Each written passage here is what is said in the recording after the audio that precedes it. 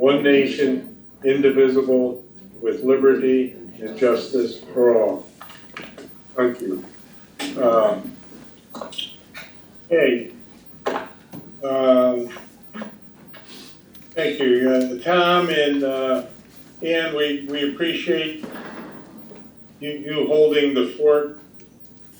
While the rest of us, Amy and I, are just there in live living in color. Al also is joining us via Zoom.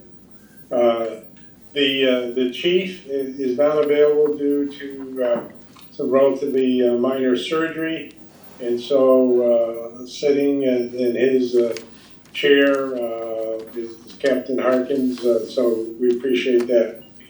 Our first order of business is the review and approval of the March minutes. Is there a motion to approve? Before that, I had a comment. During the last meeting, there were several members of the public, including Bruce Wilson, one of our selectmen, and we had a conversation about signage. Bruce mentioned that there were some rules and regulations that went back a number of years in relation to the sizes and placement of signs. I had asked for a copy of that and be sent to all the commissioners. We have not received that. It was sent to Ed. I'm pretty sure it's on the town website. Your name is on it, actually, Tom. You were one of the... I understand, but at the meeting, the request was made to send another copy to all the commissioners, which you said you would do. You did? Not making a point of it, I'm just saying it's not in the minutes from the last meeting, that's all. Okay. You did email it? Okay. Tom, I did send it to Ed. Okay. Holly, do you know if that was distributed? Did everyone receive that? Do we know? I hadn't received it in an email. I'm sure it's on the town website, but I had not received it. Yeah, I'll take the responsibility with Holly to make sure that in the event that it wasn't distributed to everyone, that it is, we do so before the May meeting. So we'll make sure, as I said, I'll take the responsibility for doing that. I assume that those procedures weren't sent. Okay. So the first order motion to approve the minutes as corrected. Okay, sir, let me go back and accepting Commissioner Cartlett's comment. Is there any modifications to our March minutes? No. Good. All those in favor of approving the March minutes as submitted, please say aye. Aye. Great, thank you. Also, in accordance with our regular procedure, we invite any members of the public to make any comments. If you would like to make some comments, please just identify your name and street address. And again, we've not had an issue with this, but we'd like to certainly have a practice of limiting it to 3 minutes. So any member of the comment that would like to make a statement. Yes, sir. Bruce Wilson, Dairy Hill Road. Want to follow up on my prior comments about the signs that were installed on Dairy Hill and Creamery back at the beginning of the year.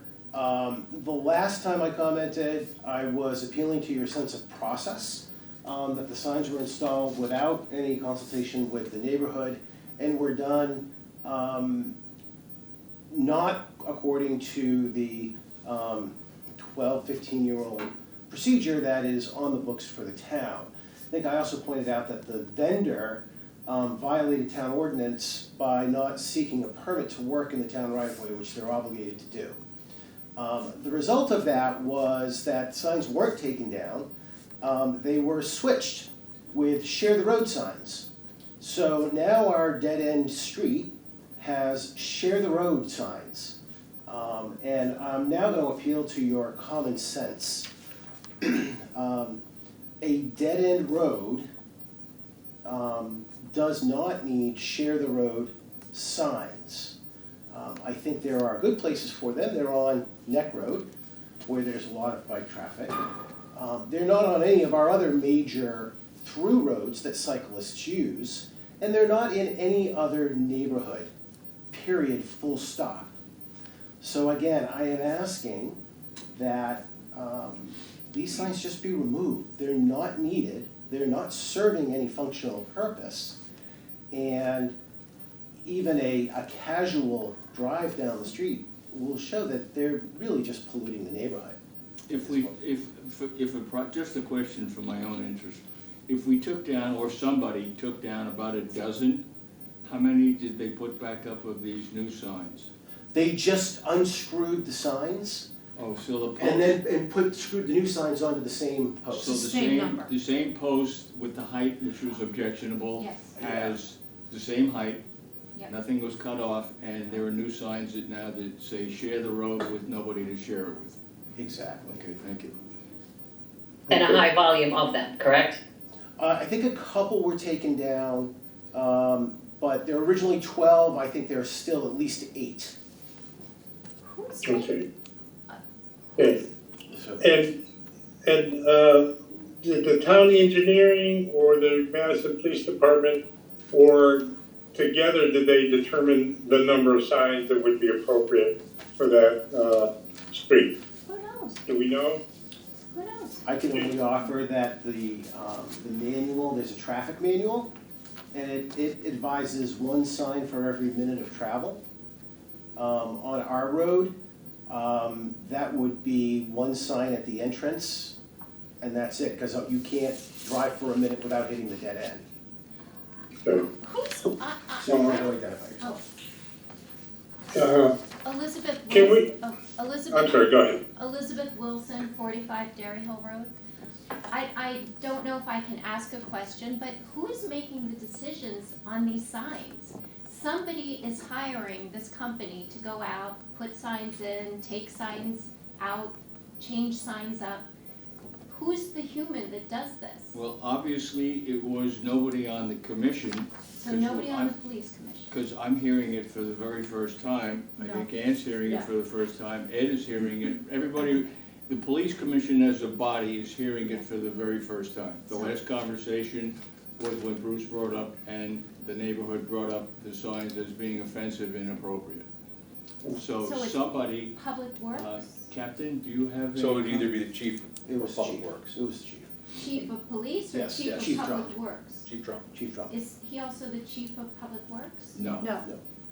No. No, John Iannacco is the town engineer who I have worked with over my years of service a number of times in relation to signs and road markings and other things.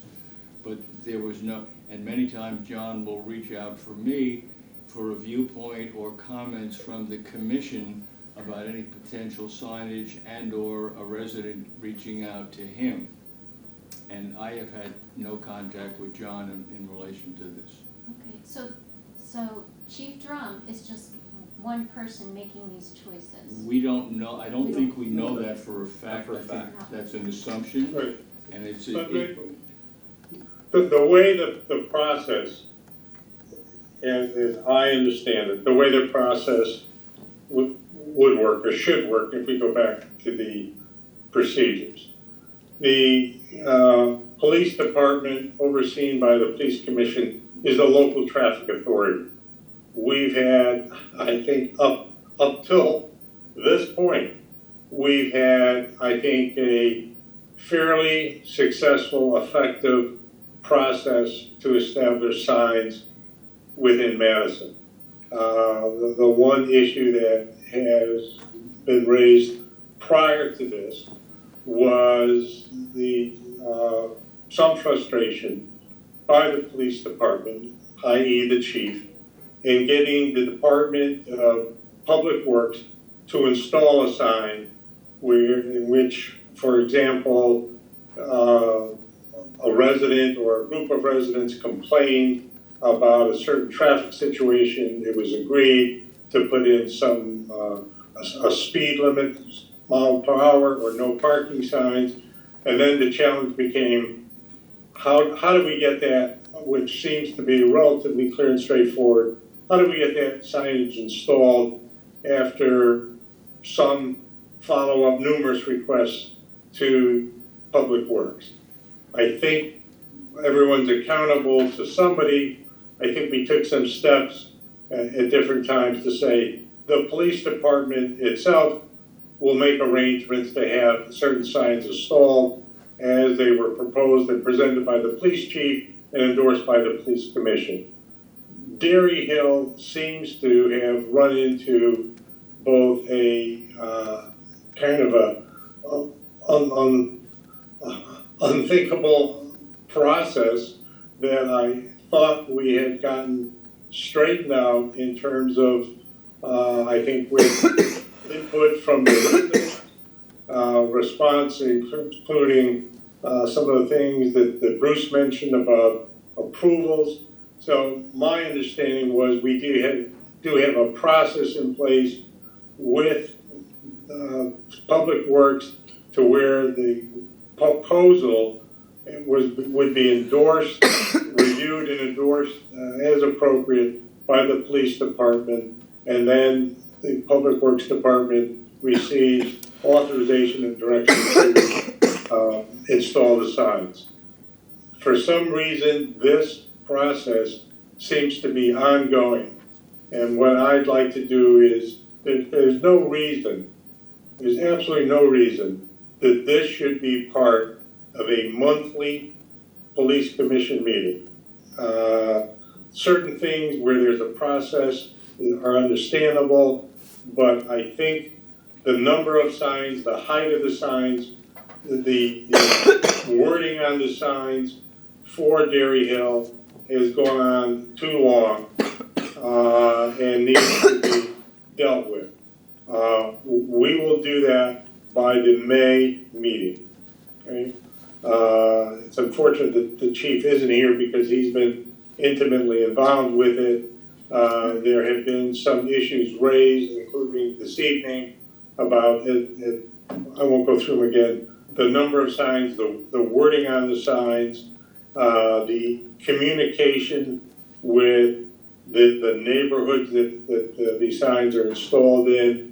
So I'll take the responsibility for assuming there is a process that we will have in place prior to the May meeting, which is within 3 weeks as I look at the calendar.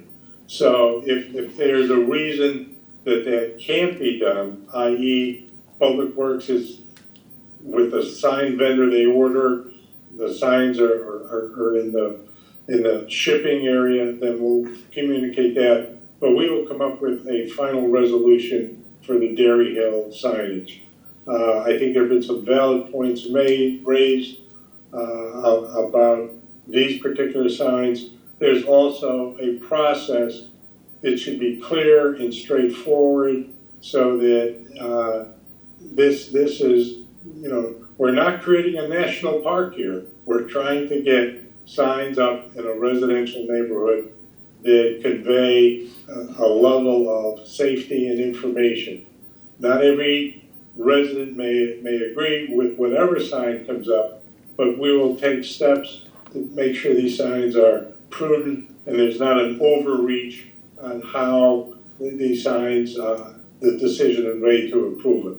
And we will come back as a commission and deal with this in May.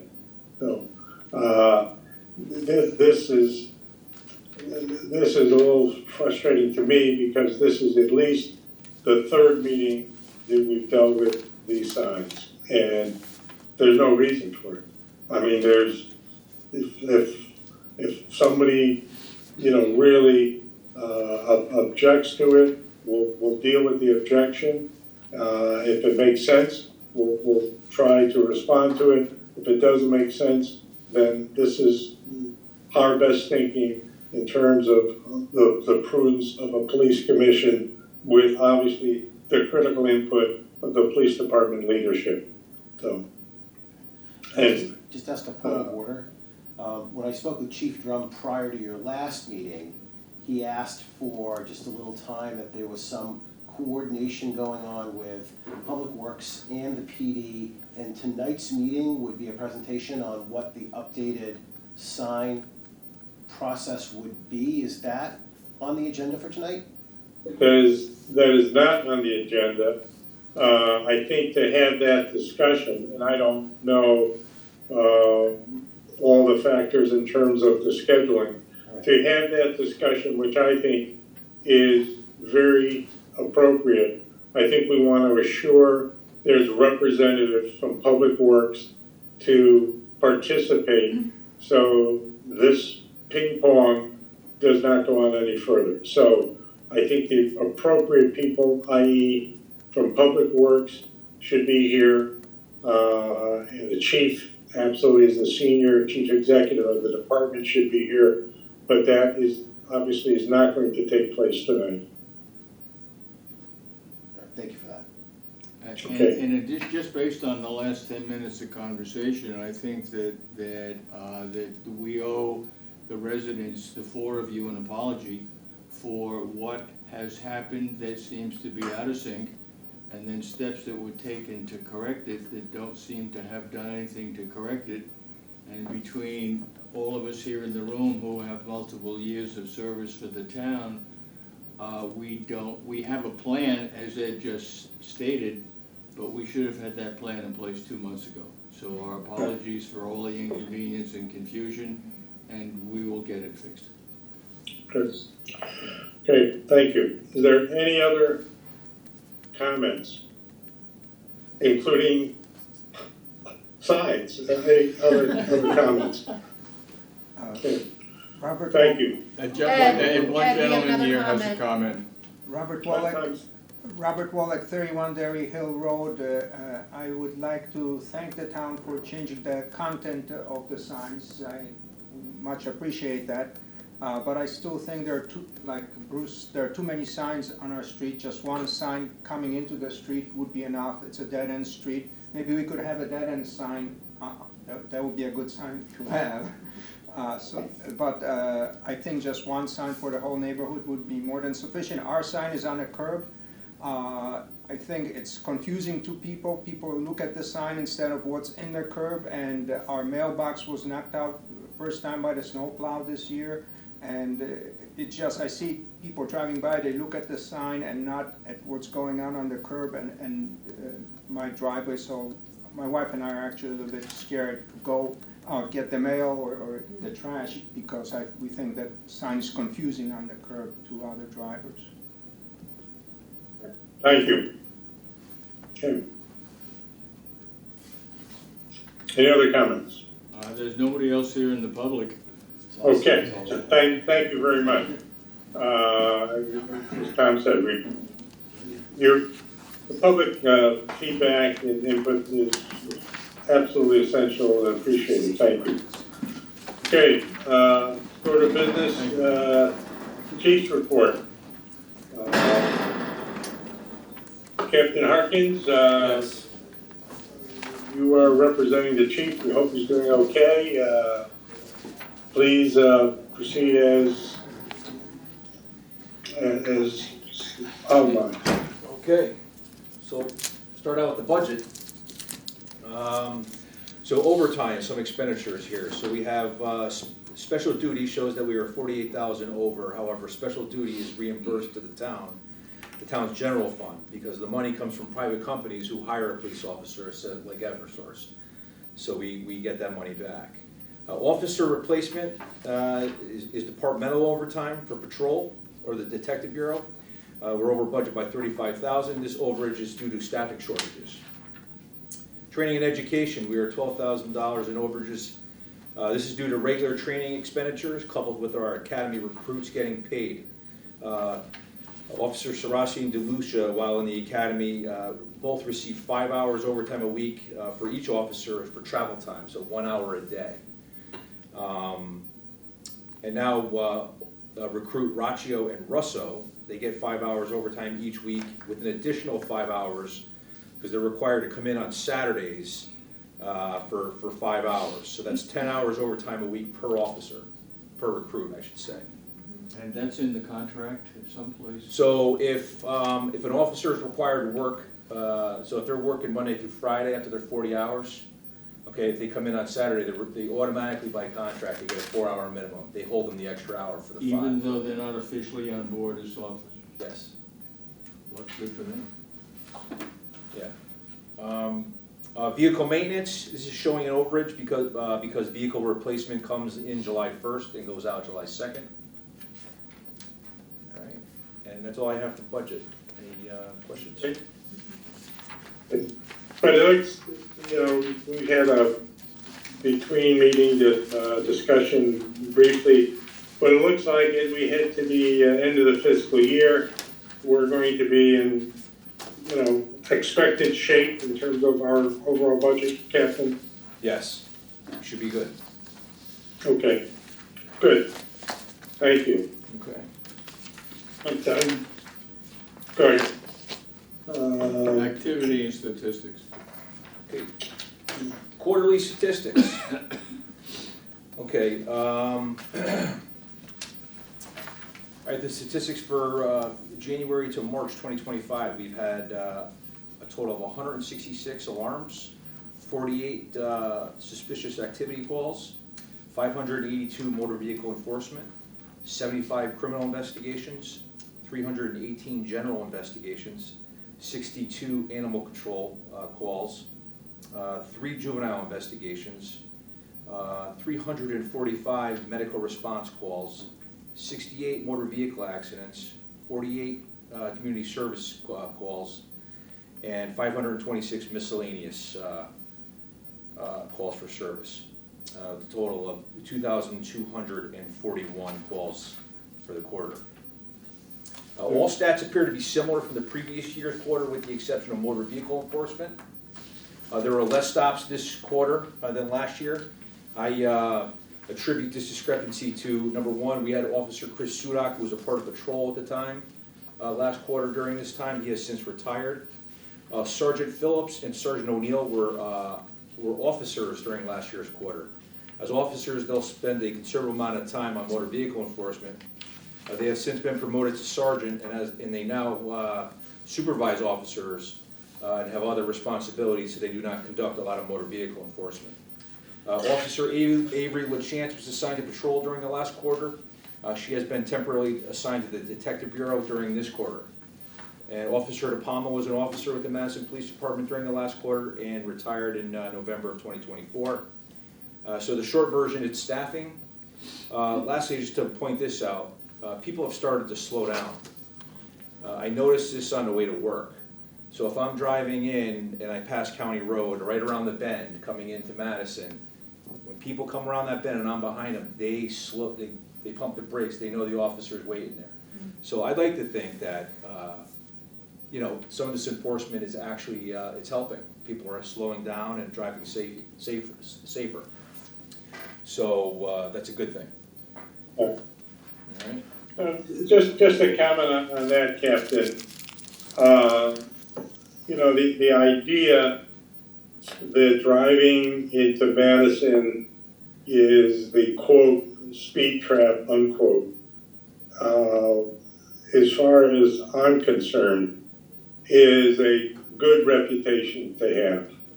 If this is a community where you don't get a warning if you're texting, or they really enforce the speed, I think that just makes us a safer community. And I agree. Your attitude does change from the time you were much younger and maybe not as mature with your driving habits to where you're serving the responsibility we have, and you have as police officers. I think it's terrific that people start noticing, welcome to Madison, drop down 7 miles an hour. So it just is, I think, a positive outcome from the efforts of your officers. So, anyway. Well, I still have a hard time getting out of my driveway, and summer's coming, so I'm thinking I'm gonna start walking. Okay. Can I also say thank you for all that detail as to why things changed from last quarter, last year to this? That was really helpful to understand the numbers, so thank you for giving us that detail. And I also agree, it's great to know that people are slowing down, so everything you guys are doing is working. Thank you. Good. Thank you. Yeah, good point there.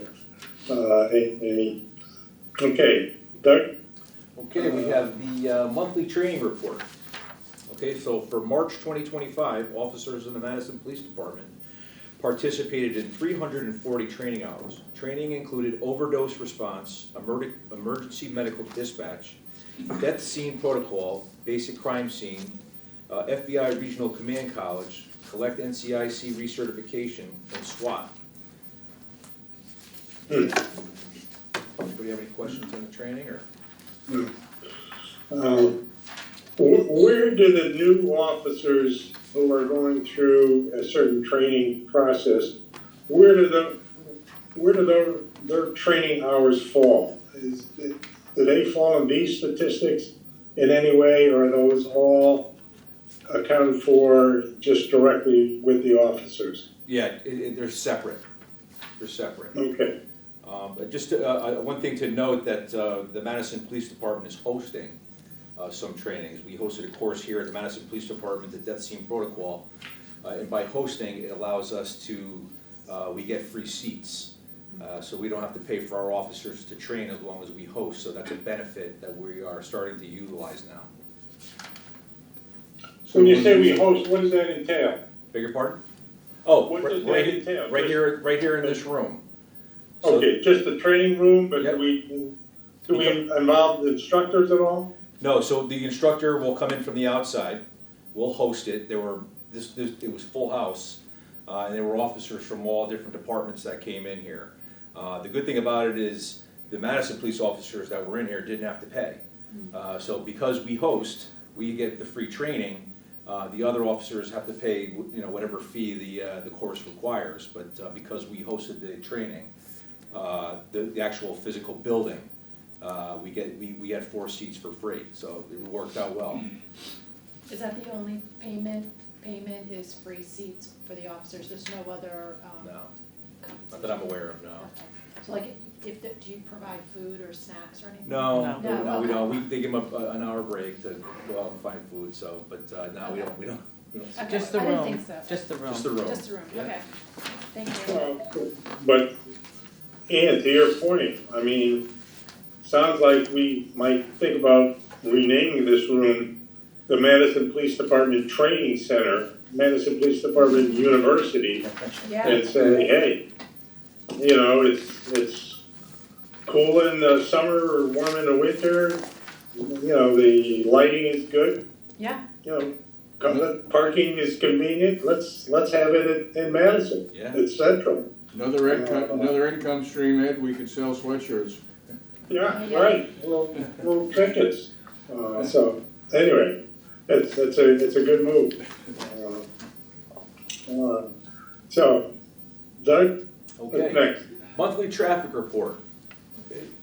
In March, the Madison Police Department responded to a total of 17 motor vehicle accidents.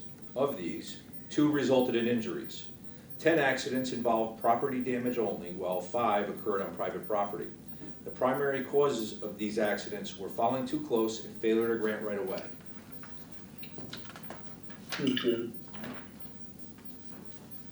Okay. Next. Okay.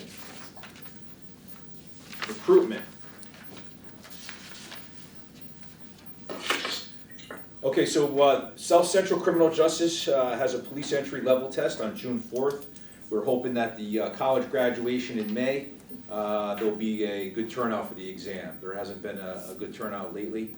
But we interviewed someone about 2 months ago who chose to go with Branford. So we're hoping that this test that's coming up, applications stop at May 20th, and the test will be on June 4th, and we're hoping we get a solid list there and start interviewing again. When someone goes to another agency as a trainee, do we get some feedback as to what was the selection process? No, Not someone on a first interview. We just found out that he was going to Branford, but we never got a reason as to why. You know, Doug, just to suggest along the line of Tom's question, these qualified applicants, and you and Captain York have certainly been at the forefront of the recruitment process, so you know, and we appreciate your efforts. But we should treat, you know, these applicants as very rare, precious commodities. And I don't think it would be inappropriate at all along the lines that Commissioner Cartledge asked to call them and say, hey, you know, congratulations, you're going to Branford, it's wonderful, but give us some feedback in terms of our process. Are there things that you think we could have been clearer about? Are there some things, did you have some questions that we didn't answer? Are there other factors beyond our control that we might think about for future applicants? You know, 8 out of 10 times, you're not necessarily going to get anything helpful. The other 2 times, you might pick up a piece of information that says, the next interview, we're going to mention, you know, our tuition assistance program. The next interview, we're going to mention, you know, how we promote people to sergeant. The next interview, we're going to talk about the caliber of our training. It's just something that says, you know, we know the effort you put to get them to an interview, and, you know, this is, you know, not quite, you know, the NCAA transfer portal, but it's starting to feel like it. And we need to kind of say, I know we haven't done that, but we're gonna try everything, you know. And if we strike out, we strike out. But, you know, if we focus on someone, we're just going to make that follow-up call. If it means the chief calling, we'll ask the chief to call. But you're talking with 2 pretty high-ranking officers. If it means a recent graduate making the call to say, hey, I just went through this process. Let me tell you how great it is to join Madison. So it's one of those things, Captain, that, you know, I spent a lot of time in the recruiting field and know how difficult it is. And so if we're going to continue to be in that arena for the foreseeable future, we should just think about what else can we do? What else can we do? You know, send them a pizza to their house. What else can we do to kind of get their attention to come back and talk with us? Certainly, we could certainly make that follow-up call. I can tell you, I was going to get to this a little bit later in new business, but I had an exit interview with Officer Miguel DeSantos, and he got into the reasons as to why he was leaving Madison, and we can address that now, or we can address it in new business, whichever you prefer. So basically, Officer Miguel DeSantos left the Madison Police Department for the North Haven Police Department. March 17th was his last day, but I knew Officer DeSantos previously before he got on the job, so I had him come in my office and we met. And the short of it is, he said that he loved Madison, everyone was great to him. He said, but the North Haven Police Department has a pension and they have medical for my spouse on retirement. He says, I have no choice, I have to go. How long was he on board here? He was hired in 2022, and that's that 6 to 8 month academy. And so it was, he was a loss because he was a very good officer. He showed a lot of promise. North Haven's very fortunate, but I think that's probably, I can't say for sure, it could be geography, it could be many reasons as to why the person that went to Branford that we interviewed. But I do know that Branford does have a pension plan that they brought back, and I know a lot of people seek that job out where they don't have the same type of recruitment problems, neither does North Haven, because they made some adjustments in their collective bargaining agreement. So, So basically, he was brand new. yes. We thought a lot of him. We hired him, we trained him, and then we lost him. Correct. All within the blink of an eye. 3 years. 3 years. Yeah. Yeah. Okay. Well, we're That's hard to hear, but thank you for telling us. yeah, and you know, I won't be jumping around too much with the agenda, but for May, we are going to have Attorney Gabe Duran, who is the spokesman for the town of Madison and the Madison Police Department in the upcoming contract negotiations with the officers' police union. And I asked Mr. Duran, we pushed this back a few times, given just the logistics and his schedule. So, but he's going to give us an overview of the contract negotiations. And, you know, we're certainly not going to get into an in-depth strategy discussion with him, but we're going to, you know, hear from him, given his experience, because he's negotiating a number of contracts, police contracts, kind of what seems to be the emerging priorities. We've heard loud and clear about pensions, but there may be some other things in addition to pensions that we may need to consider. You know, I think these are tough jobs. I think they're demanding jobs, and you know, the fact that we're in a negotiations to respond to what the officers see as a either economic or work environment priorities. You know, we're going to be in a position to recommend, the negotiating committee is going to be in a position to recommend to the town, these are the things that would respond. And I think we've got to find the right blend of retention as well as recruitment. You know, you can't put all your chips in one of those buckets. You've got to figure out a way economically and practically to spread it so we don't lose officers such as a 3-year officer, and we can seem very attractive to somebody coming out of school. So anyway, thank you for the update. Al Goldberg, are you on board? Al was supposed to be on the Zoom.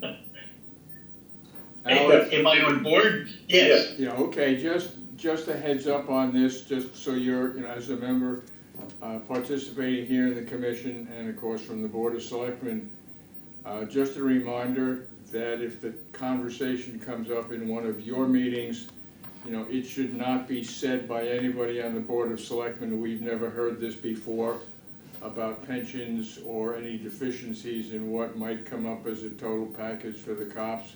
We'd just like for you and your co-workers to understand that we hear this on a regular basis when it comes to recruitment, and as Captain Harkin pointed out tonight, we hear it on a regular basis for losing an officer that the town invested a lot of money in, and this has happened to us before, and it's going to present a serious challenge, and we would like it not, I don't expect you to dismiss it, but I'd like you to see it move up very high on the priority list for your board.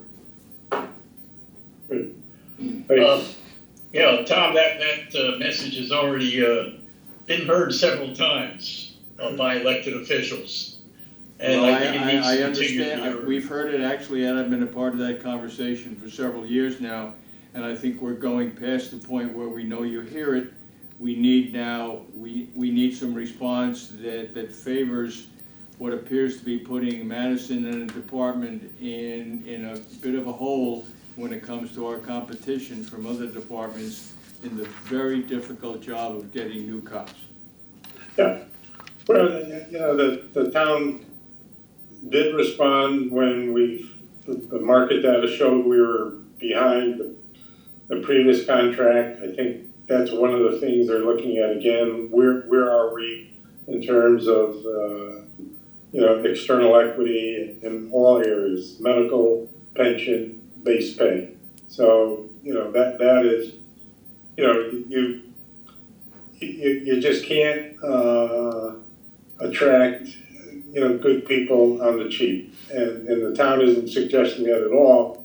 We just have to, you know, look at, you know, how if we provide some input, including, you know, with the chief and his leadership team, how do we provide some input to say, this is something that we think we can market to the current members of the department and to any new hire. We think this is a good contract, and, you know, and it absolutely is competitive, you know, with Connecticut. Maybe it doesn't match up with what you do in New York or Chicago, but within Connecticut, particularly our community, this is a very competitive contract, and that's what we want. I mean, we negotiate a lot of them, and you just always want to be, you know, competitive in terms of the marketplace. So I'm confident, you know, we will get there.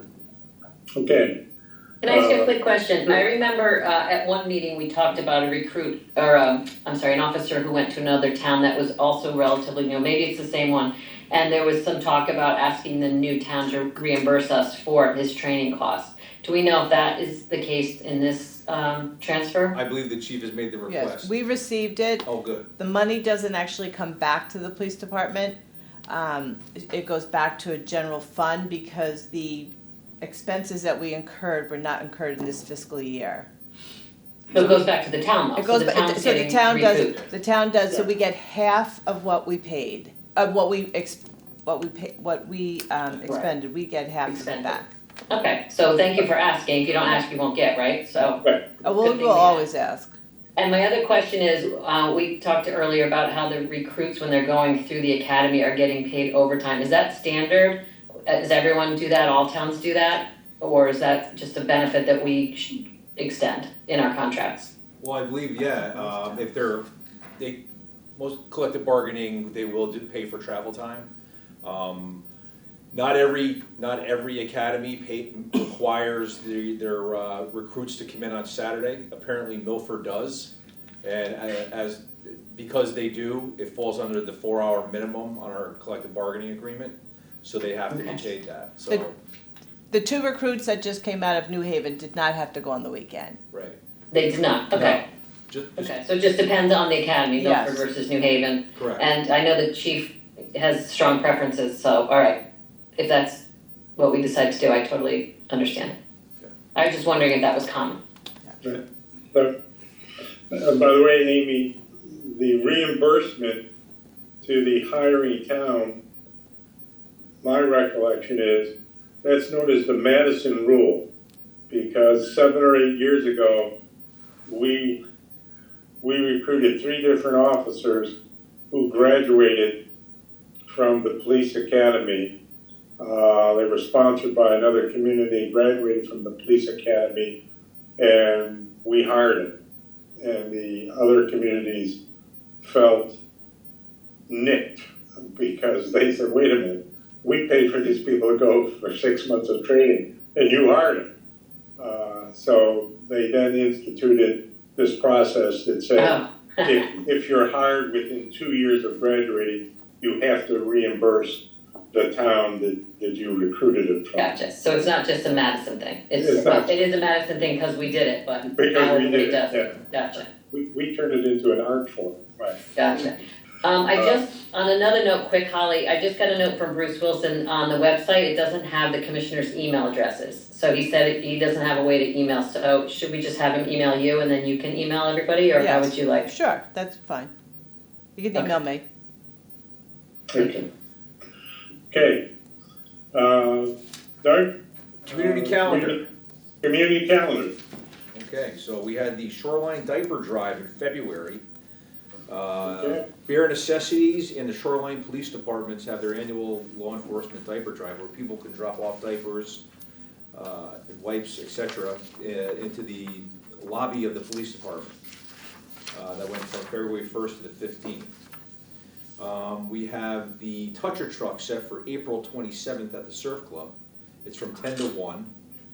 The Madison PD will be there with a police car, and they will also be assisting with traffic. The Madison newcomers are hosting it.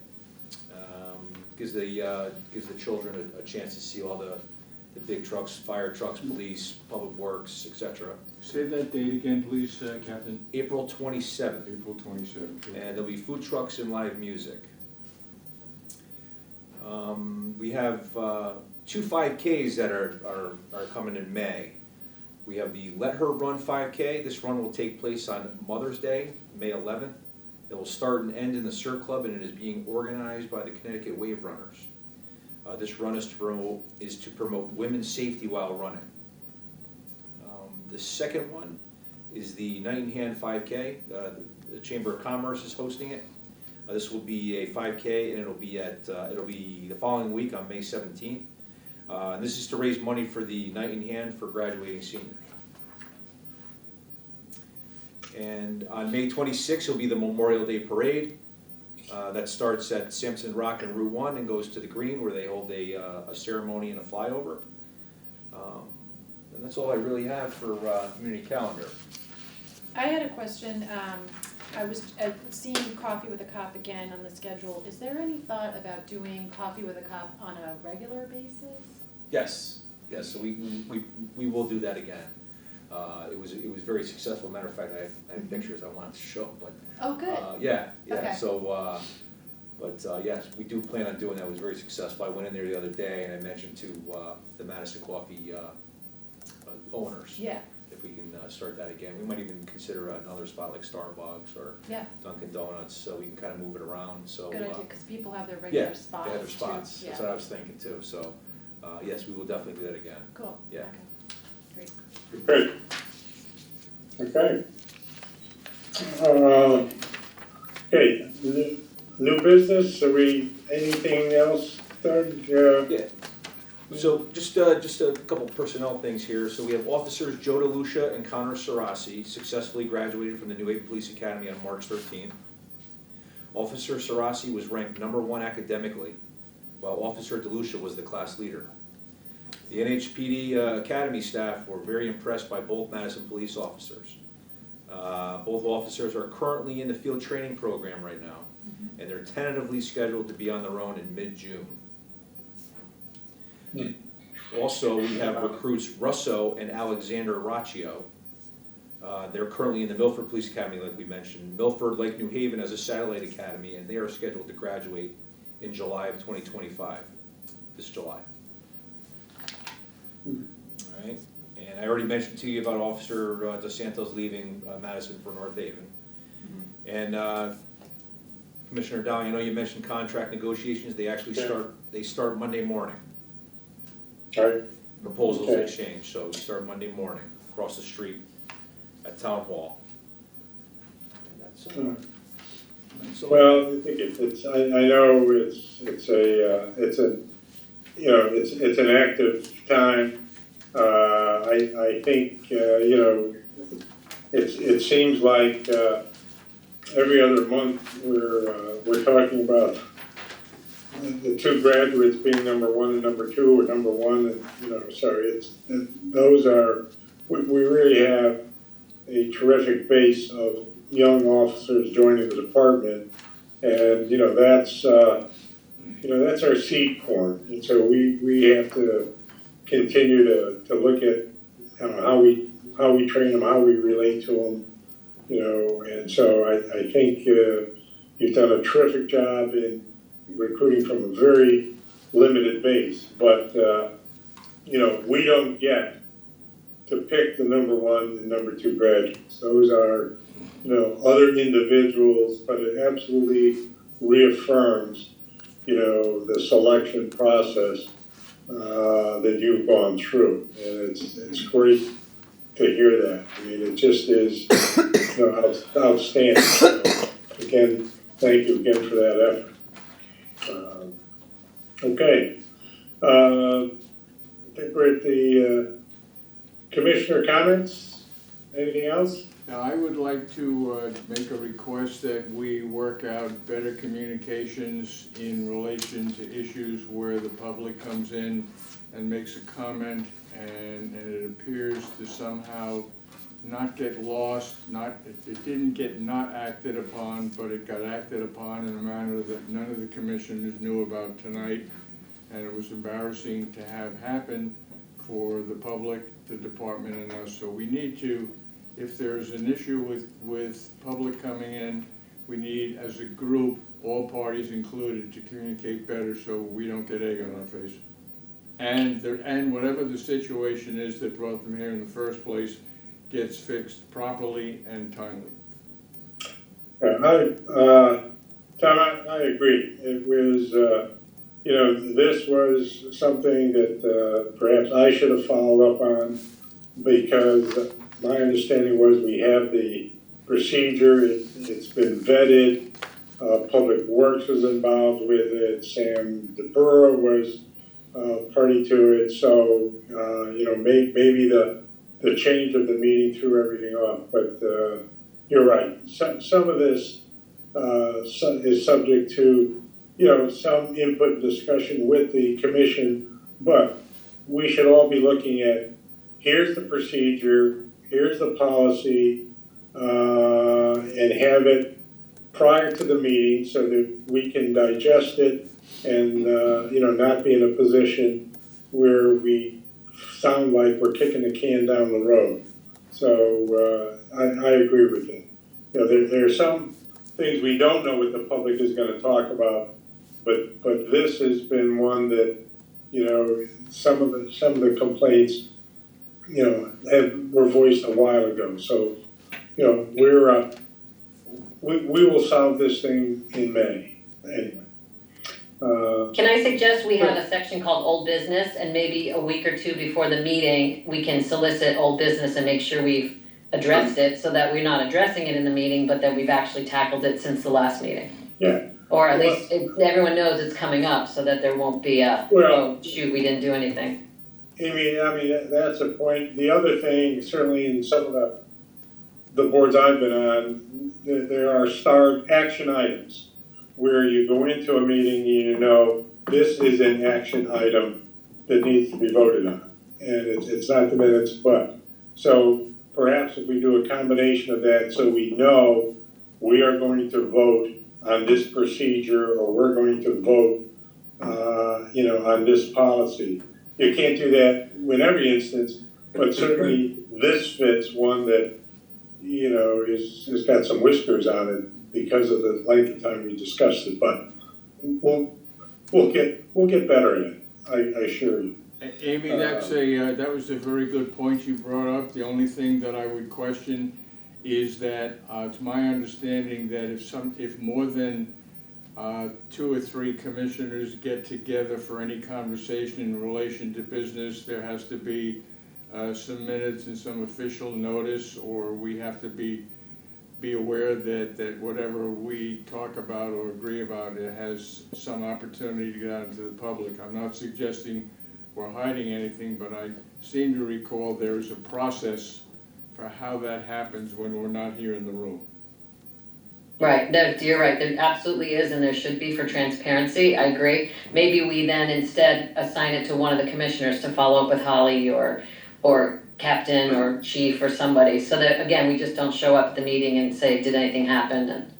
But one of us actually does some legwork, so we're ready to speak on it or something. I've been handling traffic for a very long time, and I have no problem taking that up anytime it's a traffic issue. Be glad to do it. But I think it's a good idea that I agree that we assign it to somebody. I mean, Ed sort of has raised his hand to take care of this particular issue, but I like that we have some action items and one person is the contact person to follow up on it. To follow up during the month. Right. Yeah. Well, because we're all happy to help. Sure, well, I appreciate the participation, and I think, that way, I mean, I'm not trying to, burden anyone, but, all of us, you know, who need some assistance, whether it's some research, you know, Holly's been terrific representative of the chief and of the department, so, you know, anyway, we can refine this process going forward so that everyone is aware of this is gonna be discussed and this is what you're gonna need to review prior to the meeting. So anyway, it's a good point. And any other comments? I would love for, before the next meeting to, if we could get some statistics around, agencies that, have around the, sorry, I'm blanking, Recruitment and. Pension? pension, thank you, Oh, yes, I'm blanking on the word. You know, what agencies have pensions, what agencies had them and don't have them, like Madison, and got rid of them, you know, that type of information. What is the current, you know, landscape look like for that? Well, I can tell you that I'll give you an example. I spoke with a lieutenant from North Haven. This is before Officer DeSantos left, and he basically said that when they had no pension, they brought it back, and they went from the same type of recruitment and retention issues that we have in Madison, and when they brought it back, he says, Doug, we're beating them off with a stick. He says, we're getting so many people that we have to actually weed out the laterals. Mm-hmm. So, you know, Wow. so that was something that, you know, that I brought back to the chief and conveyed what I heard there, so. Yeah. And I know that it's helped Branford.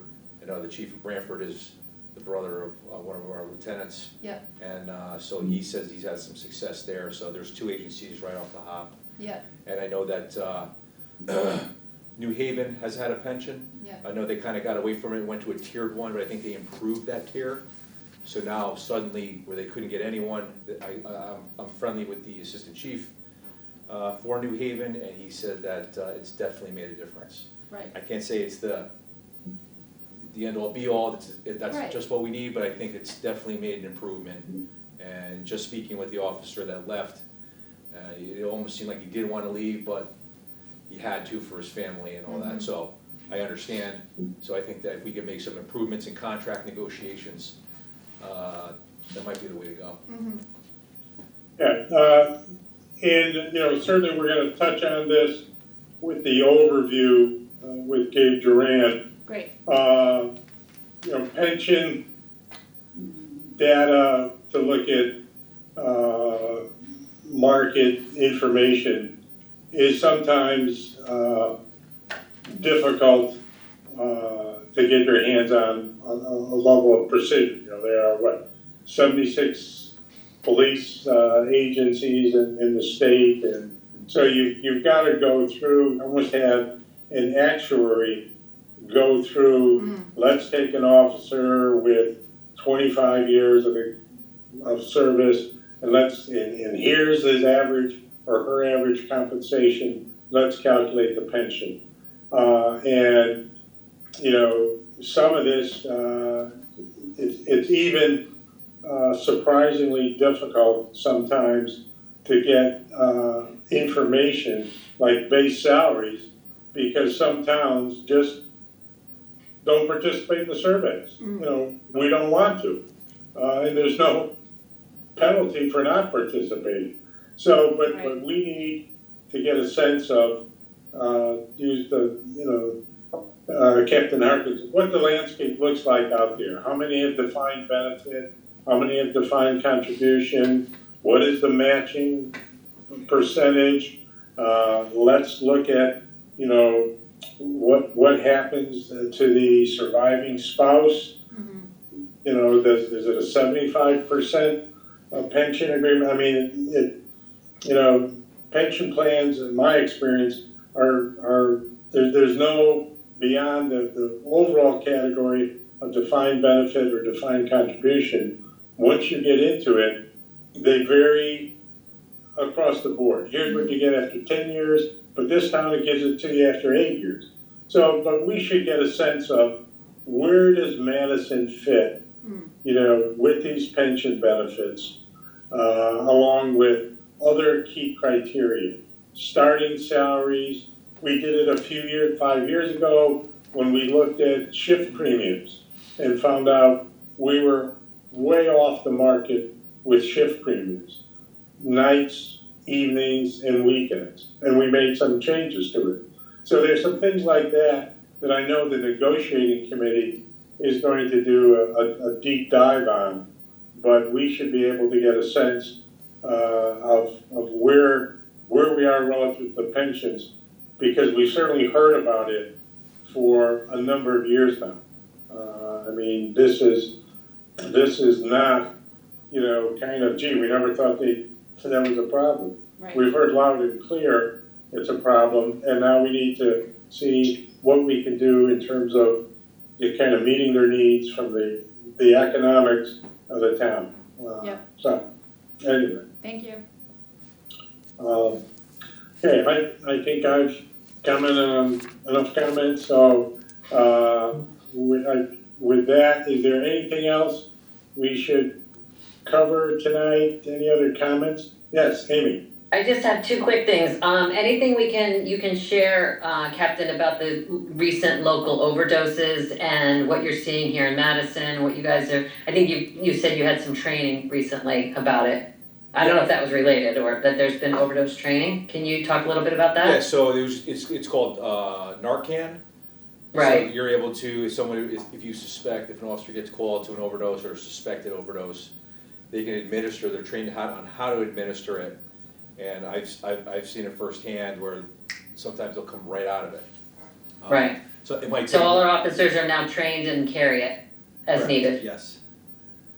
That's awesome. Do we know, is this fentanyl or something else? Do we even know what they're ODing on? It's opioids, so it could be fentanyl, heroin. Gotcha. So I remember even being in New Haven and seeing multiple people at the same time overdosing. And Yeah. just watching the fire department administering the Narcan right away. Sometimes, you know, it'll take 2 or 3 times, but it'll bring them back. It's amazing. Great, well, I'm so happy to hear that we're ready and trained and hopefully it doesn't come to Madison, excuse me.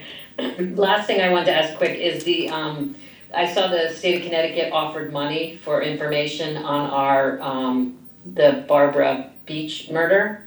And I was wondering if there's anything you can add about that you guys have heard? So yeah, so we met with the state's attorney, Jack Doyle, the New Haven state's attorney.